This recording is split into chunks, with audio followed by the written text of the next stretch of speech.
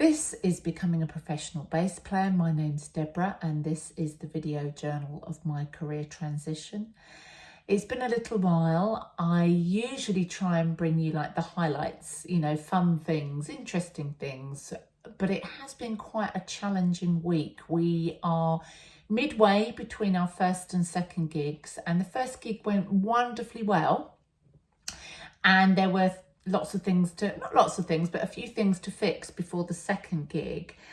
And oddly, it's those things that have been really stressful. We had a technical rehearsal on Sunday and it was just all kinds of everywhere. And it's a lot of time and money. You've got 9-10 people there and you're trying to make headway and you're not getting anywhere, and it was just really frustrating and really hard. And I have to say that day I was nearly in tears at a few points, and I had to really remind myself, and I do find psychotherapy quite useful here, that I had to really remind myself that I chose this is what I choose.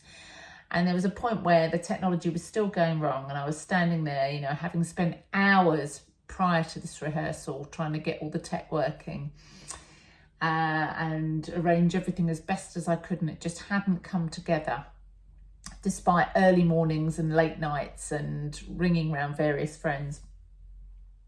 And I had to just remind myself that, even as bad or as tough as it is now, when my nerves are raw and I've got to the end of my patience and I've got nothing left to give at that moment, I still choose these problems rather than any other problems. And at the end of the tech rehearsal, we managed to get, half an hour of playing. We were there for 5 or 6 hours. We managed to get half an hour where we used our in-ears for the first time.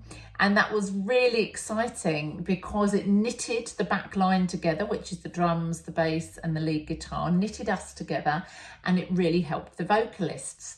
And I wanted to show you a little bit of this because this will show you where I've got to with Logic Pro, which I'm really excited about.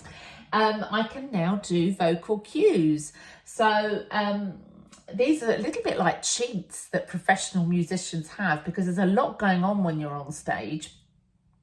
And these little cheats just help you actually relax and enjoy the music. So if I play a vocal cue, we're going to take one of our more difficult songs, which is Got to Be Real by Cheryl Lynn. And that has a long outro that ends very suddenly. And if you're not ready for it, it can catch you out. So the musicians, when they're on stage, when you see people at Glastonbury, this was all news to me, have these cues going through their ears. See if you can hear this. 6. 5.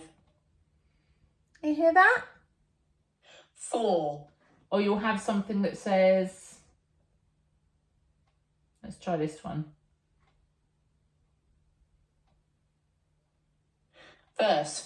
Verse. Key change.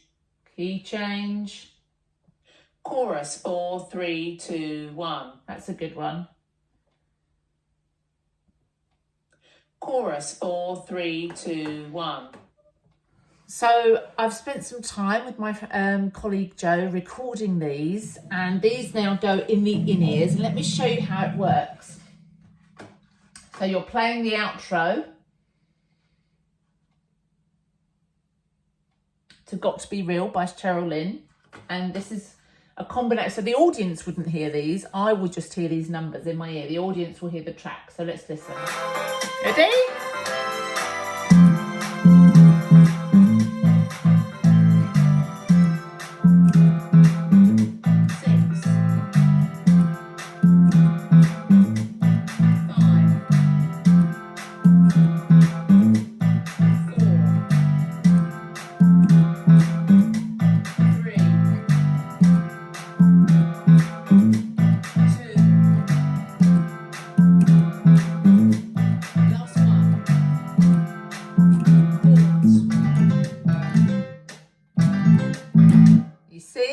On time and everyone's in sync. Brilliant, huh? So I've got to take heart to be able to, this is software that I had no idea how to use previously, and now look at that. Right, thanks for watching. Bye-bye.